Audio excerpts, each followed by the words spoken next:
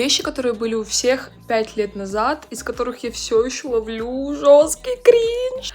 Топ-1 — это широкие, яркие брови, либо брови вот с такими вот линиями снизу.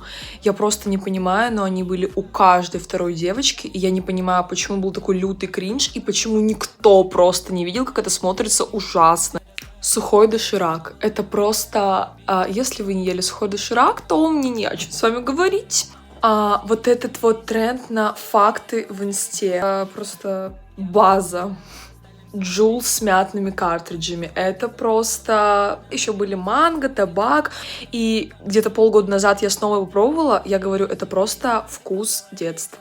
Ну и, конечно, легендарная игра PUBG. Кто в нее не играл? Просто всегда мы по вечерам. Это была какая-то мантра для нас зайти в PUBG и просто сыграть миллион каток до утра, всю ночь нашей компанией.